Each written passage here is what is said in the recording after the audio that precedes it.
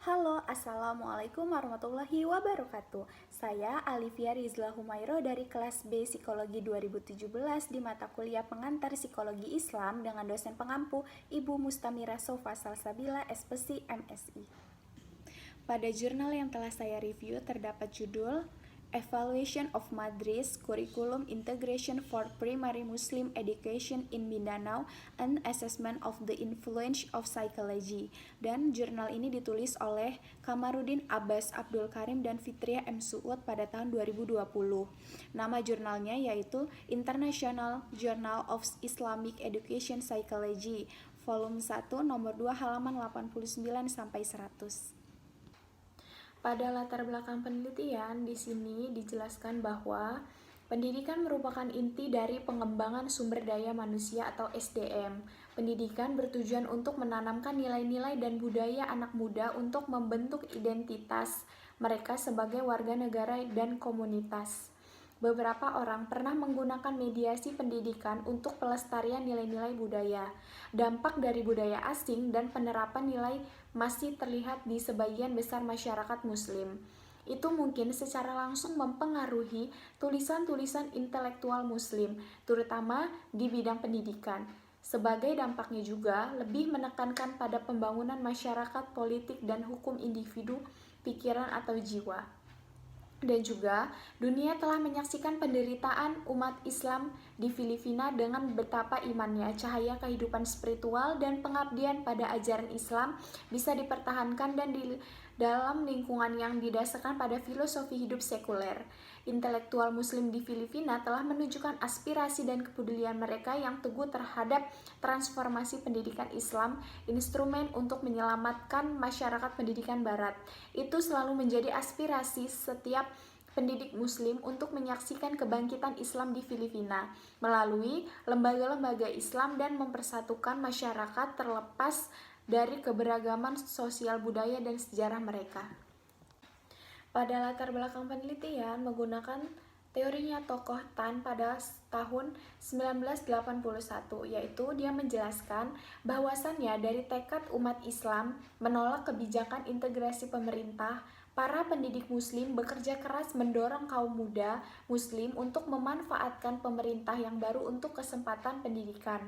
Beberapa percaya memandang program pembangunan untuk menyembuhkan luka para Muslim di Filipina yang ditimbulkan oleh ketidakadilan pemerintah nasional dan populasi Kristen terhadap Muslim di Filipina Selatan.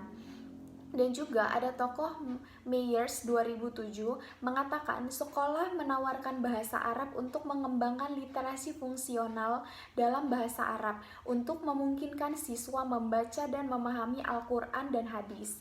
Sekolah menawarkan studi Islam yang termasuk sejarah, hadis, akidah, dan fikih untuk mengembangkan ilmu dan keterampilan membaca Al-Quran, memahami hadis, dan menerapkan nilai-nilai yang dipelajari dalam kehidupan sehari-hari. Ini juga bertujuan untuk memahami kisah hidup Nabi Muhammad SAW dari kecil hingga dewasa, zaman kenabian, dan peniruan nilai-nilai di dalamnya.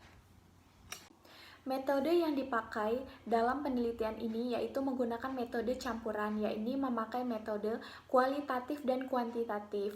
Pada pengumpulan data dilakukan dengan metode purposive sampling menggunakan kuesioner daftar periksa yang dianalisis secara statistik dengan cara dan proporsinya.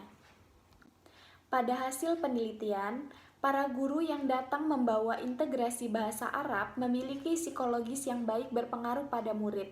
Guru mengembangkan dalam mendengarkan, berbicara, membaca, dan keterampilan menulis dalam ajaran Islam. Guru secara positif memiliki psikologi yang baik berpengaruh pada mereka.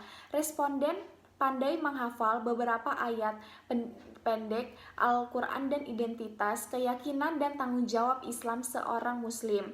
Guru bisa menanamkan keimanan kepada Allah menjadi wujud yang prima dan orang-orang beriman yang produktif mencari keridhaan Allah Subhanahu wa Ta'ala. Pada bagian kesimpulan, integrasi kurikulum madaris di sekolah umum menunjukkan faktor pendorong dan penghambat setelah persetujuan dari pedoman pemanfaatan dana untuk program pendidikan madaris. Standar kurikulum sekolah dasar negeri dan madaris swasta adalah dilaksanakan pada tahun 2005 sampai 2006. Studi tersebut menemukan bahwa di kota Zamboanga dengan 98 Barangays, hanya 20 sekolah negeri yang telah mengintegrasikan pendidikan madaris dengan kurikulum sekolah umum. Komentar terhadap jurnal. Artikel pada jurnal yang telah direview topiknya menarik dan sangat baik, akan tetapi pada bagian grand teori pada jurnal ini kurang spesifik pada teori mana yang memperkuat dalam topik pembahasan di dalamnya.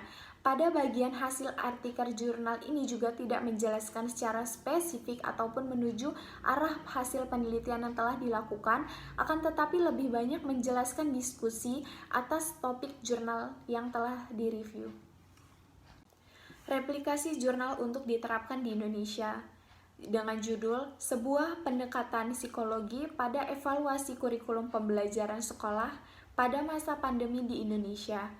Di sini saya mengambil latar belakang kurikulum secara etimologis dari bahasa kurir kurere yang berarti tempat berpacu.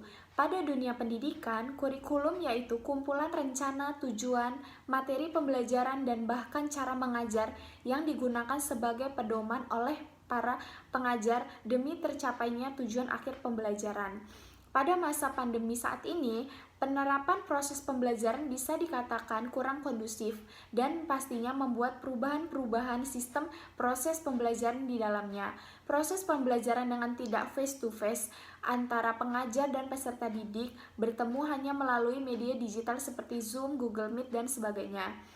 Banyak juga proses-proses pembelajaran yang memerlukan bertemu orang di luar, akan tetapi karena proses pembelajaran daring saat ini jadi tidak maksimal pembelajaran itu dilaksanakan.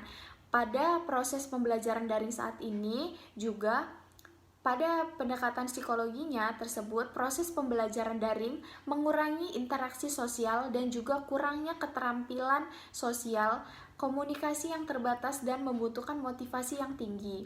Proses pembelajaran menggunakan e-learning lebih menekankan pada pembelajaran yang mandiri, sehingga motivasi internal dari diri siswa sangat diharapkan.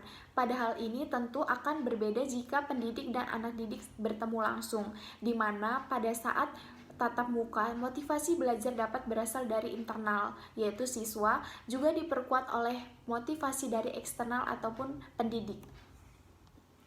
Grand teori yang dipakai dalam replikasi jurnal, yaitu pada replikasi jurnal menggunakan teori belajar konstruktivisme menurut Hashim 2012 menyatakan bahwa peserta didik harus menemukan sendiri dan mentransformasikan informasi konflik, mengecek informasi baru dengan aturan-aturan lama, dan merevisinya apabila aturan-aturan itu tidak logis. Dalam hal ini, pendidik tidak hanya sekedar memberi pengetahuan saja, akan tetapi memberikan peluang dan kesempatan kepada peserta didik untuk menemukan dan mengkonstruksikan pengetahuan yang diperoleh, sehingga pengetahuan tersebut dapat dibangun dari peserta didik sendiri.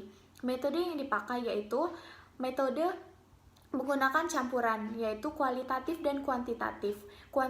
Kuantitatif dengan menggunakan responden, yaitu tenaga pendidik, serta kualitatifnya menggunakan proses wawancara. Sekian presentasi dari review jurnal internasional dan replikasi jurnal yang akan diterapkan di Indonesia. Saya Alifia Rizla Humairo mengucapkan terima kasih. Wassalamualaikum warahmatullahi wabarakatuh.